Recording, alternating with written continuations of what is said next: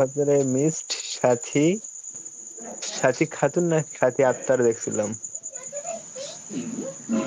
ওর কি পিক দেওয়া আছে? ফানি ভিডিও কে দেখতেছে ভাই?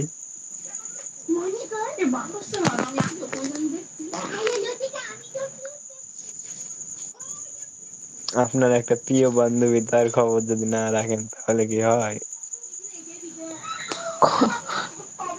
খবর আর কি রাখবো? ওর থেকে তো আমি জানি যে ওনার বাবা ওনার থেকে ফোন নিয়ে নিছে। আমিও বিশ্বাস করতে পারিনি প্রথমে, কিন্তু পরে বিশ্বাস করলাম কিভাবে, আমি ভাবছিলাম এটা ওর আগের আইডি। আর হ্যাঁ ভাই দাবি কিন্তু আমি একটা কথা বলি, সেটা হইতেছে যে আপনি সেদিনকে আমার আইডি রে হাইট কেন মারতে বলছিলেন? ওই যে ওর কথা বলছিলে।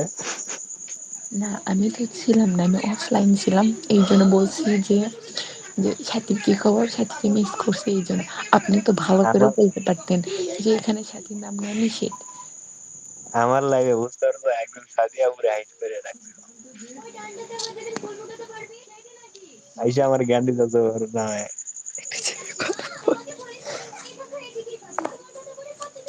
না আমি সত্যি, আপনি যে বললেন না যে ওই মেয়েটার নাম কি, কি যেন নাম ওই মেয়েটার, তো যাই হোক আপনি তার যে বললেন যে জনি সরকারকে হাইট মারো, বিশ্বাস করেন আমি এটা আপনার থেকে এক্সপেক্ট করি নাই কখনো যে আপনি আমাকে হাইট মারতে বলবেন।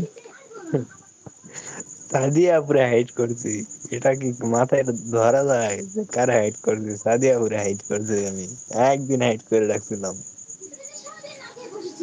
ঠিক আছে। হাইট করে রাখুন। এই তো পরে ঠিক। সাদিয়া বলে লাইভে গেছে, আমার ভাই তোমার সাথে কথা নাই, আমার বুলু তুলে নিছে। পরে বলতো যে আচ্ছা বুলু তুলে নিছেন, আমি চলে যাচ্ছি। পরে সঙ্গে সঙ্গে বুলু। এই সাথীর ভাই আছে মানে সাথীর ভাই বলে একটা ছিল।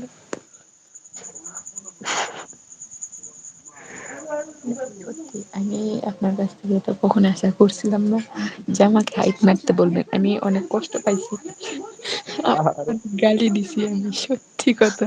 আর কি বলে গাড়ি দিচ্ছেন? আপনারে গালি দিছি আমি, সত্য কথা যেটা সেটা, আমি মিথ্যা কথা বলি না, পছন্দ করি না, আমি আপনারে হ্যাঁ, গালি দিছিলাম। কি কি বলে গাড়ি দিচ্ছেন একটু শুনি। না আমি এটা বলতে পারবো না মুখ দিয়ে।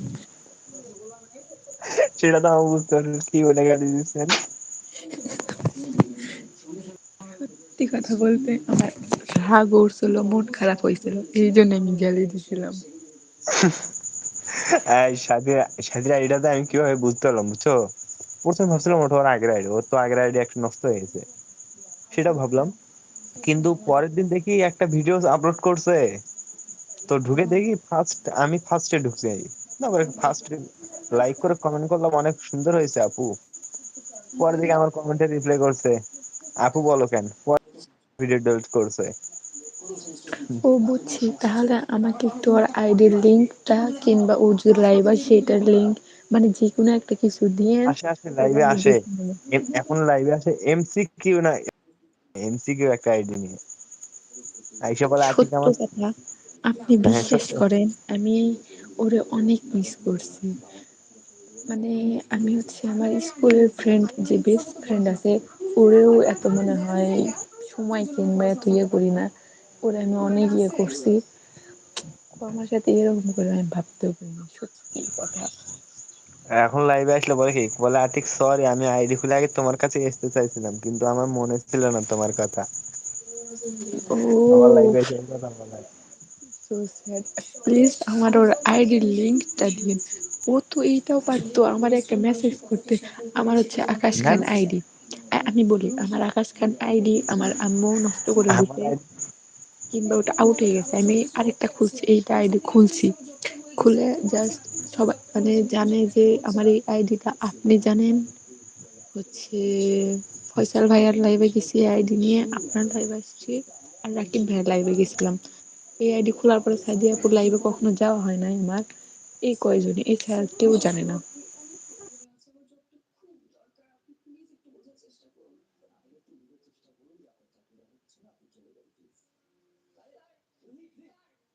আর সাথে আমাকে একটা কথাও বললো না, ওর আচরণে আমি খুবই দুঃখিত।